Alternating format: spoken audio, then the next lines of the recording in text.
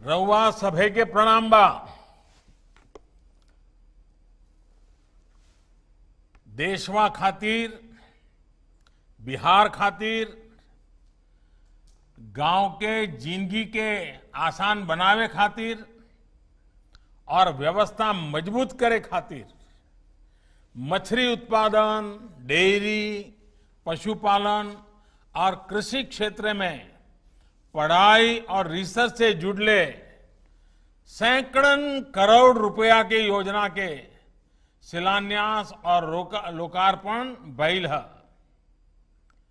एकरा खातिर सौसे बिहार के भाई बहन लोगन के अनघा बधाई देतनी। बिहार के गवर्नर फागू चौहान जी, मुख्यमंत्री श्रीमान नीतीश कुमार जी, केंद्रीय मंत्रिपरिषद के मेरे साथी श्रीमान गिरिराज जी, कैलाश चौधरी जी, प्रताप चंद्र सारंगी जी, संजीव बालियान जी, बिहार के उप मुख्यमंत्री भाई सुशील जी, बिहार विधानसभा के अध्यक्ष श्रीमान विजय चौधरी जी, राज्य मंत्रिमंडल के अन्य सदस्यगण, सांसदगण, विधायकगण और मेरे प्रिय साथियों, आज जितनी भी ये योजनाएं शुरू हुई हैं, उनके पीछे की सोच ही यही है कि हमारे गांव 21वीं सदी के भारत, आत्मनिर्भर भारत की ताकत बने, ऊर्जा बने। कोशिश ये है कि अब इस सदी में ब्लू रिवॉल्यूशन यानी मछली पालन से जुड़े काम, व्हाइट रिवॉल्यूशन यानी डेयरी से जुड़े काम, स्वीट रिवॉल्यूशन यानी शहद उत्पादन से जुड़े काम हमारे गांवों को और समृद्ध और सशक्त करें। प्रधानमंत्री मत्स्य संपदा योजना इसी लक्ष्य को ध्यान में रखकर बनाई गई है। आज देश के 21 राज्यों में इस योजना का शुभारंभ हो रहा है। अगले 4-5 वर्षों में इस पर 20,000 करोड़ रुपए से ज्यादा खर्च किए जाएंगे।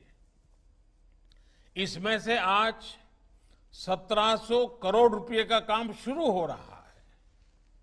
इसी के तहत ही बिहार के पटना, पूर्णिया, सीतामढ़ी, मधेपुरा, किशनगंज और समस्तीपुर में अनेक सुविधाओं का लोकार्पण और शिलान्यास किया गया है। इससे मछली उत्पादकों को नया इंफ्रास्ट्रक्चर मिलेगा, आधुनिक उपकरण मिलेंगे, नया मार्केट भी मिलेगा। इससे खेती के साथ ही अन्य माध्यमों से भी कमाई का अवसर बढ़ेगा। साथियों, देश के हर हिस्से में, विशेष तौर पर समंदर और नदी किनारे बसे क्षेत्रों के में मछली के व्यापार कारोबार को ध्यान में रखते हुए पहली बार देश में इतनी बड़ी व्यापक योजना बनाई गई है। आजादी के बाद इस पर जितना निवेश हुआ, उनसे भी कई गुना ज्यादा निवेश प्रधानमंत्री मत्स्य संपदा योजना पर किया जा रहा है।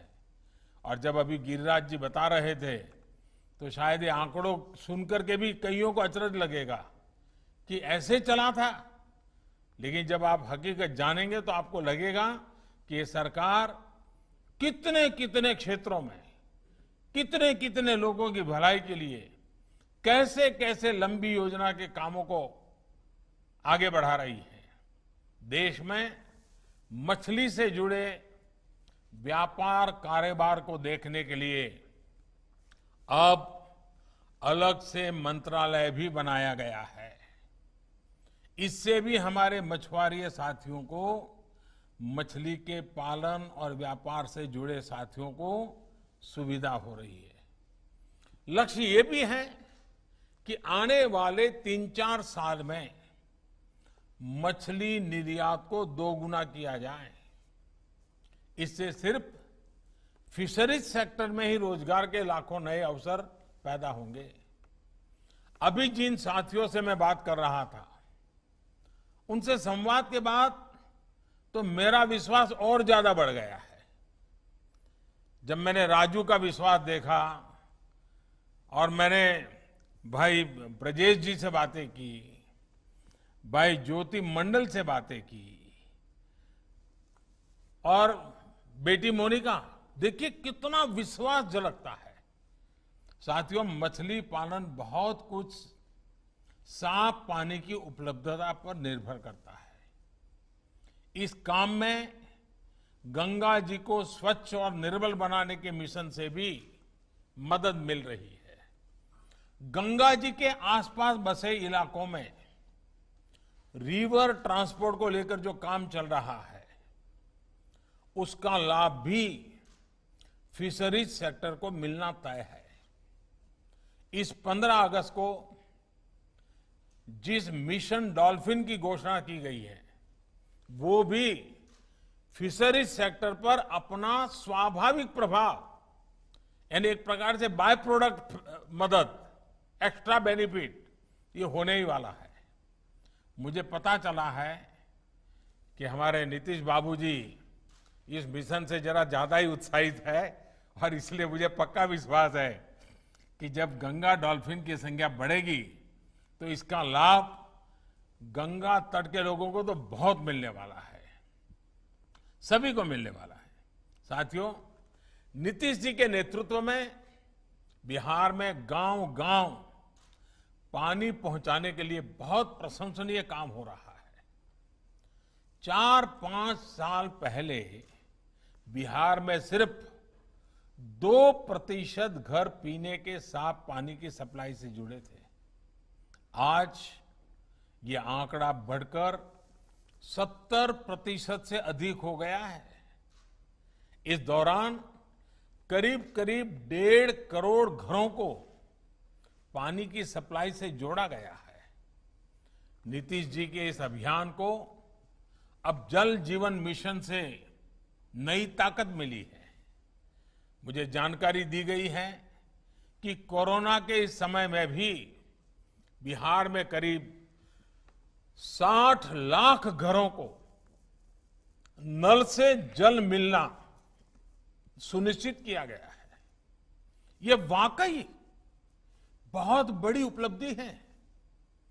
ये इस बात का भी उदाहरण है कि इस संकट काल में जब देश में लगभग सब कुछ थम गया था, तब भी हमारे गांवों में किस तरह एक आत्मविश्वास के साथ काम चलता रहा।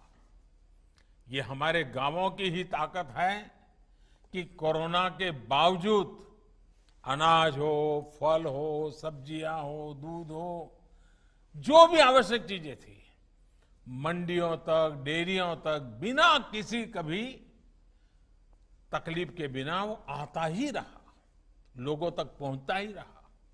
साथियों, इस दौरान अन्न उत्पादन हो, फल उत्पादन हो, दूध का उत्पादन हो, हर प्रकार से बम्पर पैदावार हुई है।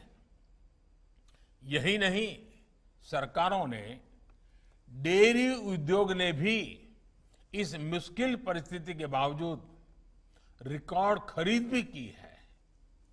पीएम किसान सम्मान निधि से भी देश के 10 करोड़ से ज्यादा किसानों के बैंक खातों में सीधा पैसा पहुंचाया गया है।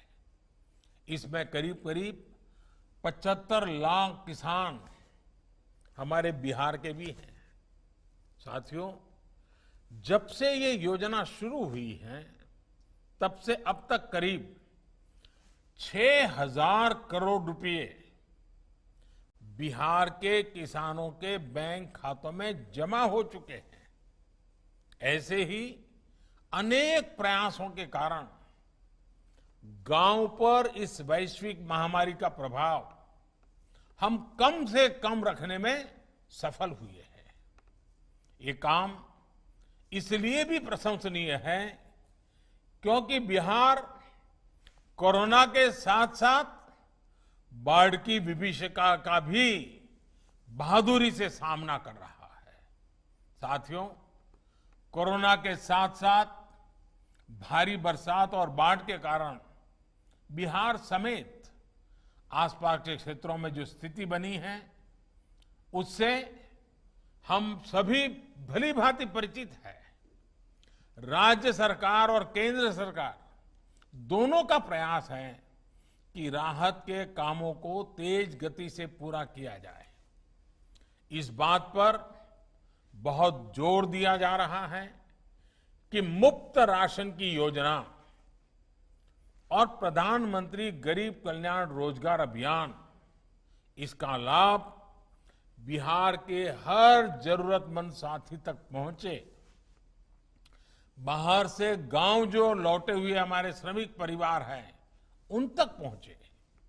इसलिए ही मुफ्त राशन की योजना को जून के बाद, वैसे वो जून महीने में पूरा होना था, लेकिन जून के बाद दीपावली और छठ पूजा तक उसको बढ़ा दिया गया है। साथियों, कोरोना संकट के कारण शहरों से लौटे जो श्रमिक साथी हैं, उनमें से अनेक साथी पशुपालन की तरफ बढ़ रहे हैं। केंद्र सरकार और बिहार सरकार की अनेक योजनाओं से उनको प्रोत्साहन भी मिल रहा है। मैं ऐसे साथियों को कहूंगा कि आज जो कदम आप उठा रहे हैं, उसका भविष्य उज्जवल है। मेरे शब्द लिख करके रखिए। आप जो कर रहे हैं, इसका भविष्य उज्जवल है। सरकार का ये निरंतर प्रयास है कि देश के डेयरी सेक्टर का विस्तार हो, नए प्रोडक्ट्स बने, नए इनोवेशंस हो, जिससे किसान को, पशुपालकों को ज्यादा आय मिले। इसके साथ इस बात पर भी फोकस किया जा रहा है कि देश में ही उत्तम नस्ल के पशु तैयार हों, उनके स्वास्थ्य की बेहतर व्यवस्था हो और उनका खान पान स्वच्छ हो, पोषक हो। इसी लक्ष्य के साथ आज देश के 50 करोड़ से ज्यादा पशुधन को खुरपका और मुंहपका जैसी बीमारियों से मुक्त करने के लिए मुफ्त टीकाकरण अभियान चल रहा है।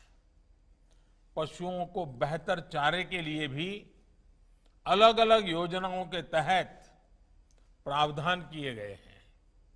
देश में बेहतर देसी नस्लों के विकास के लिए मिशन गोकुल चल रहा है।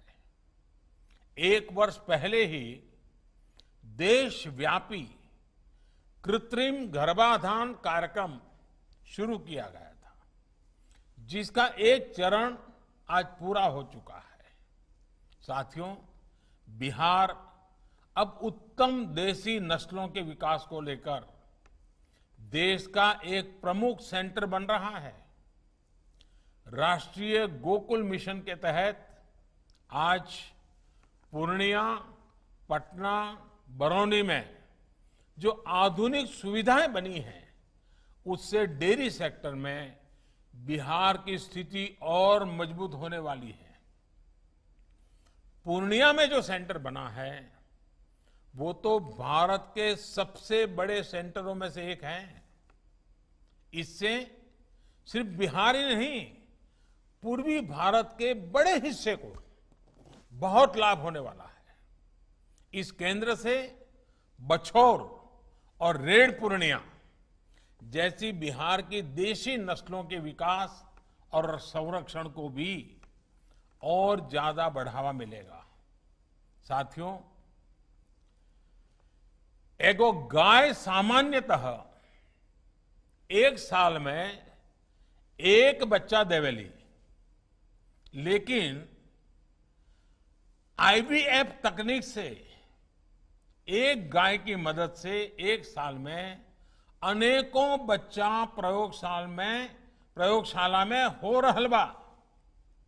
हमार लक्ष्य ई तकनीक के गांव गांव तक पहुंचावे के बाद साथियों, पशुओं की अच्छी नस्ल के साथ ही उनकी देखरेख और उसको लेकर सही वैज्ञानिक जानकारी भी उतनी ही जरूरी होती है।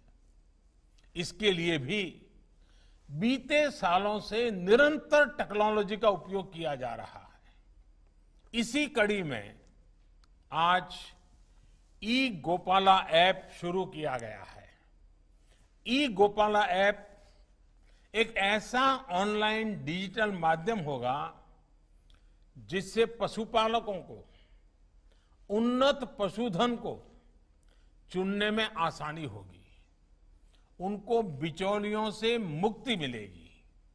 ये ऐप पशुपालकों को उत्पादकता से लेकर उसके स्वास्थ्य और आहार से जुड़ी तमाम जानकारियां देगा। हमारे किसान को ये पता चल पाएगा कि उनके पशु को कब क्या जरूरत है और अगर वो बीमार है तो उसके लिए सस्ता इलाज कहाँ उपलब्ध है। यही नहीं, ये ऐप पशु आधार से भी जोड़ा जा रहा है। जब ये काम पूरा हो जाएगा तो ई गोपाला ऐप में पशु आधार नंबर डालने से उस पशु से जुड़ी सारी जानकारी आसानी से मिल जाएगी। इससे पशुपालकों को जानवर खरीदने बेचने में भी उतनी ही आसानी होगी। साथियों, कृषि हो, पशुपालन हो, मछली पालन हो, इन सब का विकास और तेजी से हो, इसके लिए वैज्ञानिक तौर तरीकों को अपनाना और गांव में आधुनिक इंफ्रास्ट्रक्चर बनाना बहुत ही आवश्यक है। बिहार तो वैसे भी कृषि से जुड़ी पढ़ाई और रिसर्च का अहम सेंटर रहा है। दिल्ली में यहां हम लोग पूसा पूसा सुनते रहते हैं। बहुत ही कम लोगों को पता है कि असली पूसा दिल्ली में नहीं बल्कि बिहार के समस्तीपुर में है, और यहां वाला तो एक तरह से उसका जुड़वा भाई है। साथियों, गुलामी के कालखंड में ही समस्तीपुर के पूसा में राष्ट्रीय स्तर का एग्रीकल्चर रिसर्च सेंटर खुला था। आजादी के बाद डॉक्टर राजेंद्र प्रसाद और जननायक कर्पूरी ठाकुर जैसे विजनरी नेताओं ने इस परंपरा को आगे बढ़ाया। इन्हीं के प्रयासों से प्रेरणा लेते हुए साल 2016 में डॉक्टर राजेंद्र प्रसाद कृषि विश्वविद्यालय को केंद्रीय विश्वविद्यालय के रूप में मान्यता दी गई। इसके बाद इस यूनिवर्सिटी में और उसके तहत चलने वाले कॉलेजों में कोर्सेज का भी और सुविधाओं का भी व्यापक विस्तार किया गया है। चाहे मोतिहारी में एग्रीकल्चर और फॉरेस्ट्री का नया कॉलेज हो, पूसा में school of agri business and rural management हो, बिहार में कृषि विज्ञान और कृषि प्रबंधन की पढ़ाई के लिए शिक्षा व्यवस्थाओं को और मजबूत किया जा रहा है। इसी काम को और आगे बढ़ाते हुए school of agri business and rural management की नई बिल्डिंग का उद्घाटन हुआ है। साथ ही नए हॉस्टल, स्टेडियम और गेस्ट हाउस का भी आज शिलान्यास किया गया है। साथियों, कृषि क्षेत्र की आधुनिक जरूरतों को देखते हुए पिछले 5-6 वर्षों से देश में एक बड़ा अभियान जारी है। 6 साल पहले जहां देश में सिर्फ एक केंद्रीय कृषि विश्वविद्यालय था, वहीं आज देश में 3 सेंट्रल एग्रीकल्चर यूनिवर्सिटीज हैं। यहां बिहार में जो बाढ़ हर साल आती है, उससे खेती किसानी को कैसे बचाया जाए, इसके लिए महात्मा गांधी रिसर्च सेंटर भी बनाया गया है। ऐसे ही मोतीपुर में मछली से जुड़ा regional research and training centre Motihari में पशुपालन से जुड़ा कृषि और डेयरी विकास केंद्र, ऐसे अनेक संस्थान कृषि को विज्ञान और तकनीक से जोड़ने के लिए शुरू किए गए हैं। साथियों, अब भारत उस स्थिति की तरफ बढ़ रहा है जब गांव के पास ही ऐसे क्लस्टर बनेंगे जहां फूड प्रोसेसिंग से जुड़े उद्योग भी लगेंगे और पास ही उससे जुड़े रिसर्च सेंटर भी होंगे। यानी एक तरह से हम कह सकते हैं, जय किसान, जय विज्ञान और जय अनुसंधान। इन तीनों की ताकत जब एकजुट होकर काम करेगी तब देश के ग्रामीण जीवन में बहुत बड़े बदलाव होने तय हैं। बिहार में तो इसके लिए बहुत संभावनाएं हैं। यहां के फल, चाहे वो लीची हो, जर्दालू आम हो, आंवला हो, मखाना हो या फिर मधुबनी पेंटिंग्स हो, ऐसे अनेक प्रोडक्ट बिहार के जिले जिले में हैं। हर एक जिले की अपनी पहचान है। हमें इन लोकल प्रोडक्ट्स के लिए और ज्यादा वोकल होना है। हम लोकल के लिए जितना वोकल होंगे उतना ही बिहार आत्मनिर्भर बनेगा, उतना ही देश आत्मनिर्भर बनेगा। साथियों, मुझे खुशी है कि बिहार के युवा, विशेष तौर पर हमारी बहनें, पहले से ही इसमें सराहनीय योगदान दे रही है। श्रीविधि धान की खेती हो, लीज पर जमीन लेकर सब्जी उगाना हो, अजोला सहित दूसरी जैविक खादों का उपयोग हो, कृषि मशीनरी से जुड़ा हायरिंग सेंटर हो, बिहार की स्त्री शक्ति भी आत्मनिर्भर भारत अभियान को ताकत देने में आज आगे है। पूर्णिया जिले में मक्का के व्यापार से जुड़ा अरण्यक एफपीओ और कोसी क्षेत्र में महिला डेयरी किसानों की कौशिकी मिल्क प्रोड्यूसर कंपनी, ऐसे अनेक समूह प्रशंसनीय काम कर रहे हैं, प्रेरक काम कर रहे हैं। अब तो हमारे ऐसे उत्साही युवाओं के लिए, बहनों के लिए केंद्र सरकार ने विशेष फंड भी बनाया है। 1 लाख करोड़ रुपए के इस इंफ्रास्ट्रक्चर फंड से ऐसे एफपीओ, कृषि उत्पादक संघों को, सहकारी समूहों को गांव में भंडारण, कोल्ड स्टोरेज और दूसरी सुविधाएं बनाने के लिए आर्थिक मदद आसानी से मिल पाएगी।